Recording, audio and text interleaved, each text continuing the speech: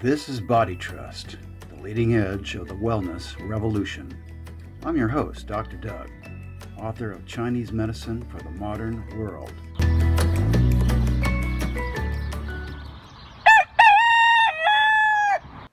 This is BodyTrust 3. I'm Dr. Doug. Welcome to my classroom. You can find out more about me at my website, www.drkine.com. That's D-R-K-I-H-N as in naughty.com. Today we're going to talk about the reasons for eating. And modern people have a lot of reasons for eating. We're going to find that in order to get lean and clean and serene and stay that way, we're going to have to get rid of one by one each of those reasons, except for the healthy ones. There are two healthy reasons, natural reasons for eating. We want to keep those. The rest of them we have to eliminate. I'm going to help you do that.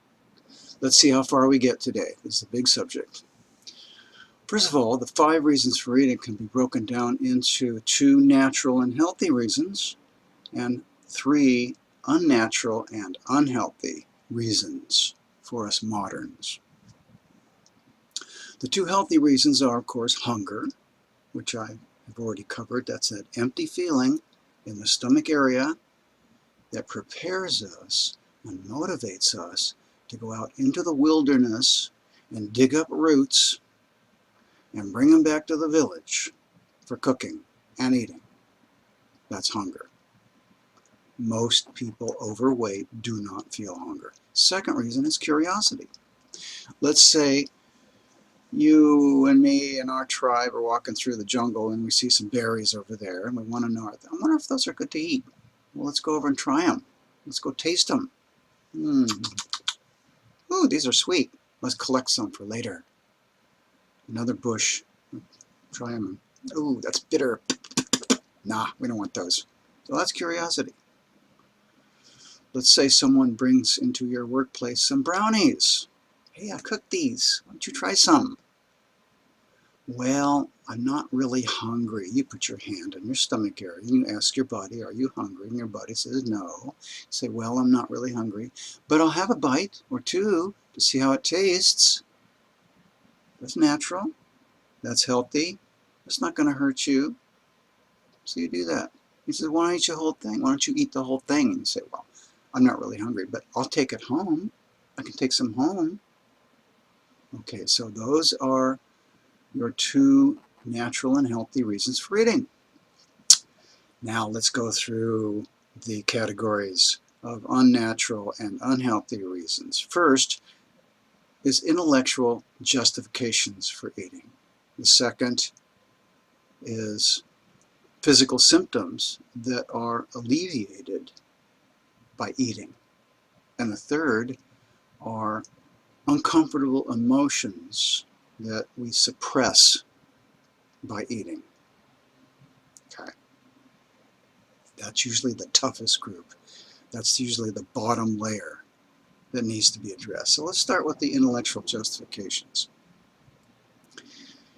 And I don't know where it is, how it is where you live, but where I live in Los Angeles, California, there are a million justifications for eating.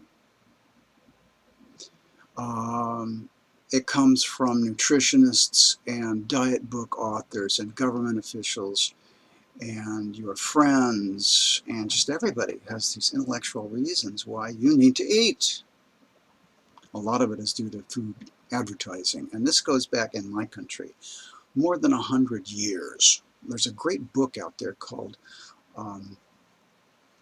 Fear of Food, Why We Worry About What We Eat. I highly recommend it.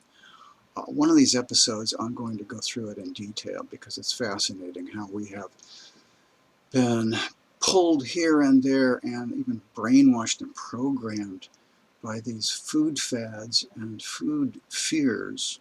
I call it the food crazies. What to eat. I can't tell you how many people have come to me in my clinic and the first thing they want to know is, oh doctor, tell me what to eat. Well, I don't blame them. It's so confusing out there. One One day eggs are bad for you, the next day eggs are good for you, and so on and so on. It's been going on for a long time. So why do we eat? Well, breakfast is the most important meal of the day. How many times a day do you hear that from somebody? You know, breakfast is the most important meal of the day to avoid if you're not hungry. So remember, if you're not hungry, your body says don't eat. Now, personally, I never eat breakfast. Oh, I used to, back when I weighed 40 pounds heavier, but I don't anymore. You know what I do in the morning?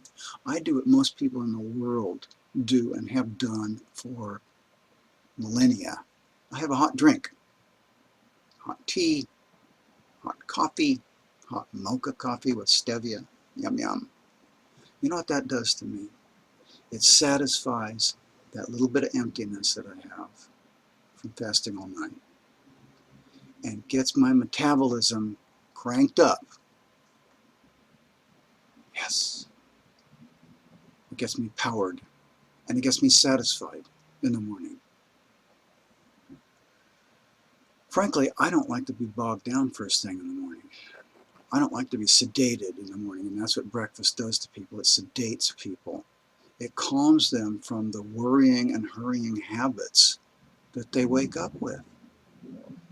Honestly, people wake up and get out of bed in the morning, and as soon as their feet hit the floor, they're hurrying and worrying and full of anxiety. You know, we talked about how eating food, just the mere act of eating food, stimulates dopamine, ding, in the brain. Wow, what a high. Hey, you really want to be sluggish? It does not give you energy. It just stimulates dopamine, so you're happy. This is the reason why studies show that kids, well, American kids, okay, who eat breakfast, go to school and they're better able to concentrate. It's because they're hyperactive from their hyperactive parents. Kids are amazing learners, and they pick up these habits by osmosis. So when they wake up in the morning, they're full of anxiety. So eating breakfast calms them down. I'll tell you, it also bogs them down. There are better ways of calming down besides eating. We will go through those in succeeding episodes. There are many things you can do. You can breathe. You can meditate. You can do yoga.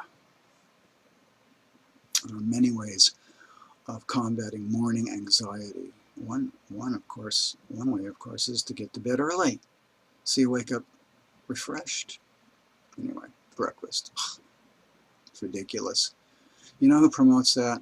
The National Dairy Council, the National Egg Council, the National Bacon Council, the National whatever Wheaties Council wants you to buy their food. So, and then there's the eat 3 meals a day. I used to do that. I thought that was what you were supposed to do, because everybody said that's what you're supposed to do. You know, on one day at lunch, it was 1992, I was eating lunch, and I felt full, and I said, you know, I sat down here and I wasn't even hungry. Why am I eating lunch? Because you're supposed to eat lunch. Well, I've made a career out of not doing what you're supposed to do just because you're supposed to do it. I'd rather listen to my body. That was really the kicker that started me thinking about hunger. Why am I no longer hungry? I used to be hungry all the time. Now I'm just eating lunch for no reason except I'm supposed to. Anyway. So I stopped doing that. And, you know, truthfully, now, I'll tell you, this may not be for everybody, okay? But I only eat 1 meal a day. I eat usually in the evening. Rarely I'll have something small during the day. Occasionally I'll have some fruit at night as a snack. But usually 1 meal a day in the evening, after work, after all that yawn activity, I come home and I want yin. I want peace, quiet, and food, and fun, and relaxation. And of course, the hungrier I am, the better it tastes. So I want that meal, that one meal, to taste really good. That's another reason for fasting all day. Fasting just means not eating. Anyway, then there's this thing, well, you have to eat 7 meals a day if you want to lose weight. God, 8 meals a day, 9 meals a day. Constantly eating, constantly obsessing with food. This is a dangerous, dangerous habit, and people don't realize what that's doing to them inside. We're going to talk about diabetes and all this force feeding in future episodes, diabetes 1. But yeah, if you eat 7 meals a day of vegetables, you'll lose weight. But how long can you do that? Can you do that the rest of your life? You're going to eat 7 meals a day the rest of your life? No. You're going to be good, and then you're going to be bad. And that's the way we are. So, forget that. It's just a lot of intellectual justification. Mumbo jumbo. How about, you have to eat to keep up your strength? Well, you know, if you were starving, if you're a starving person, skin and bones, personally I've never seen anybody like that. I mean, anorexia does exist in the United States, but starving from lack of food, no. There's no skin and bones, but there are in the world. There are about the same amount of people as obese now. They might need to keep up their strength. I do not need to keep up my strength by eating. I need to keep up my strength by lifting weights. This is how you keep up your strength. By pushing your body to the limit and telling your body, you need muscle and bone in order to perform this task next time. You don't need to eat for that. It's ridiculous. How about energy food? Energy bar. I love that. Energy drink. You know, it doesn't give you real energy. It's fake energy. It's stimulants. Caffeine is a stimulant. Cocaine is a stimulant. Meth is a stimulant. There's lots of stimulant, chemical stimulants, and that's all that stuff is. Sugar does not give you energy. It hits that dopamine, bing, center in the brain. You go, hey, I'm happy now. Oh, I have energy. No. Real energy, let me tell you where it comes from. It comes from sleep and rest. That's right, because yin nourishes yang. Energy is yang. Sleep and rest is yin. Yang comes from yin. Energy comes from sleep and rest. So I've had patients come to me, oh, I'm fatigued. Well, how many hours of sleep are you getting in a night? 5 or 6. Do you wake up refreshed? No, I have to drag myself out of bed. Hello? Common sense. Listen to your body. It tells you. Never lies. Never in error. I love this enriched food, enriched with this, enriched with that, vitamin enriched, no carbs, this, that. You know, you can't sell packaged food like that in France, for example, because they think it's fake food, and it is. It's just advertising gimmicks to make you think that you are nutritionally deficient, or that you shouldn't be eating this, that, or the other thing. If you shouldn't be eating this, that, or the other thing, your body will tell you. It's an eating instinct. It's called the what to eat instinct. We're going to delve into that very deeply in future episodes. Right now, let's just keep in mind that you don't need anything enriched. There's the whole bad food syndrome. The carbs. Sugar is bad. Meat is bad. Dairy is bad. Eggs are bad. This is bad. That's bad. Well, doesn't your body already know that? I mean, I have a couple foods on my don't eat list because my body tells me, don't eat that. Some people can't eat starchy food because it bogs them down, it bloats them, gives them bloats. That's your body saying, don't eat it, don't eat that, don't eat bread. I eat fine bread, but I don't eat a lot of it. It would bog me down. I don't eat a lot of meat, I eat a little bit. It would bog me down, it would slow me down. It would create more heat than I need. I mean, it's very warming. I do fine with dairy. I have that dairy gene. If you don't have the dairy gene, fine, don't drink dairy, but don't write a book about how dairy is unnatural and unhealthy and nobody should drink it or use it. This is what we're up against. People painting with a broad brush these intellectual justifications for what to eat and what not to eat. Here's the problem with listening to all these intellectual justifications. They shout down your natural instincts. They shout them down. So instead of listening to your body, you're listening to these other minds that are telling you what to eat. Amazing how we survived all this time, 300,000 years, without scientists telling us what to eat. Isn't that amazing? Animals know instinctively what to eat, what not to eat, when to eat, how much to eat, without scientists telling them all this information. Do we really need all that? Do we really need other people telling us, shouting down our instincts? No. Here's your homework.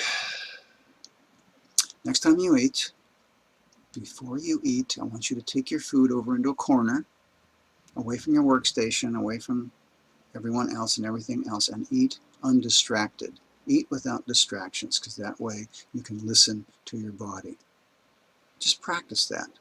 Practice it. And I mean mental distractions too. Don't be thinking about your business. Don't be thinking about your money or your love affair or relationships or anything. Think about your food. Just like if you have a pet dog or a pet cat, they love you, right?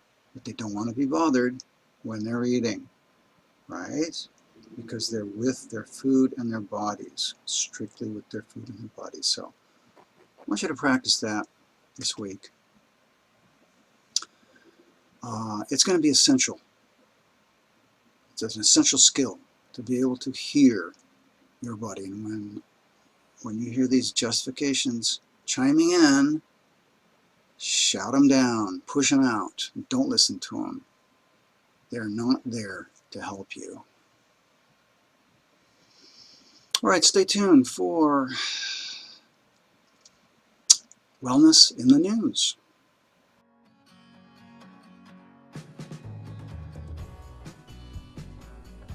Welcome back, everybody, to Wellness in the News, BodyTrust 3. I'm your reporter, Dr. Doug. I have a study here from Science Daily confirming previous studies that have found that people who are overweight do not perform as well on tests of memory and visual spatial ability compared to those who are normal weight. And of course, the reason for that is that when you are carrying excess body fat, you are not designed to be going out into the winter cold and working or thinking about problems. In fact, thinking takes a lot of energy, a lot of blood, a lot of resources to think. So it only makes sense. If you're overweight, you're not going to be thinking as well. Your memory's not going to be as good as if you were lean and clean and ready for summer. Of course, in Chinese medicine, this has serious implications because overweight means you have excess yin, and that excess yin can pile up anywhere. And sometimes it piles up in older people's brains, causing that gunk, which they call it gunk or sludge, or we will call it phlegm, that sits around brain cells and stagnates like a pond, like a swamp, picks up heat, and begins that process of inflammation. And the inflammation actually burns the brain cells, burns them up. The brain cells shrink. This is an autoimmune disease. Alzheimer's and other forms of dementia are autoimmune, where the body's attacking itself. And a big cause of that is carrying excess body weight. So let's get lean, folks. Here's another really interesting article. I'm going to read this whole thing, my excerpts from BBC, okay? Growing pain alleviated through meditation. Listen to this one. For almost 2 years, I experienced pains I did not tell friends about as a man. Burning and stinging in your genital area do not make for good dinner party conversation. Let's think not, yeah. At the onset in mid-2016, urologists, specialists, tested me for prostate cancer, an obvious concern for a male in his 50s. When this was ruled out, they sent me away. Can't do anything for you, it's not an emergency, hello. Although no longer a matter of medical concern, my symptoms were very much still there, as an aching penis, a sore rectum, and an inflamed perineum, that's the space between the anus and the genitals, were taking turns as affliction of the day. Ooh, it hurts just to think about it. It was overshadowing my life. Sitting was difficult. I could walk only slowly. God. Running, my exercise of choice, was out of the question, and sex loses its appeal when you're in nether regions, or a source of suffering rather than fun, I would say so. Well, a friend of his got him to start meditating. And he meditated. And he meditated. And lo and behold, his pain went away. I mean, it completely went away. Now, here's how Chinese medicine explains that. He had some nervous tension that he was holding in that groin area, which is very common for both men and women. It prevents ejaculation, sexual performance, but it can cause pain. Stagnation is pain. He was holding on down there, tight, and it was causing pain. And of course it didn't show up in any blood tests, x-rays, MRIs, blah, blah, blah. But he knew it was there. You know what meditation does for you? It relaxes you. It relaxes your mind and it relaxes your body. And once you learn to retrain those muscles down there to relax all the time, the pain went away all the time. So there you go. Relax. Stop worrying about stuff. Here's another one. I love this one. Science Daily again. Multivitamins benefit nothing. I've seen a lot of studies like this. This is just another one of these. From the American Heart Association, which you have to be skeptical of often. Multivitamins and mineral supplements do not prevent heart attacks. I believe them. Strokes or cardiovascular death. Data pooled from multiple studies show no health benefit of multivitamins. Oh gosh. We've been eating food without multivitamins for 300,000 years. Why do we need multivitamins now? To make somebody rich so they can pay off their yacht. All right, one last item. Another Science Daily. By the way, I recommend Science Daily. I read it every day, scanning every day, the medical and health literature. Studies. ADHD and insomnia linked? Question mark. You think? From the European College of Neuropsychopharmacology. Around 75% of children and adults with attention deficit hyperactivity disorder, what a name, also have sleep problems. You mean twitching during the day and twitching at night might be connected? I don't know. But until now, these have been thought to be separate issues. Now, in pulling together the latest research, scientists are proposing a new theory, which says that much of ADHD may in fact be a problem associated with lack of regular circadian sleep. Here's how Chinese medicine explains that. Heat from hurrying, not getting enough sleep, multitasking, rushing here, rushing there, driving fast, walking fast, talking fast, thinking fast, everything fast, lack of sleep, did I say that? Well, not even getting to bed on time and getting up early. Well, all this creates heat, what we call heart heat. That heart heat keeps you from being calm during the day and at night. That only makes sense, doesn't it? I mean, when you're hot, aren't you irritated? Hot, heat, irritation, yes. So when you see somebody's leg twitching, trembling underneath the table, that's heat. When they're tossing and turning at night, that's heat, heart heat. All right, well, that's all the news that's fit to shout at. I would remind you to go to my website at drkhan.com/newsletter and sign up for my monthly newsletter. And that's all for now.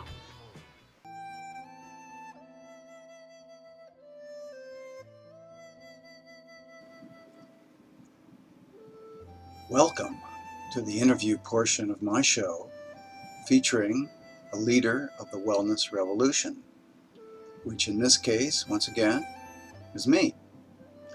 This time talking about 8 Principles, Part 2, the very basics of Chinese medical theory.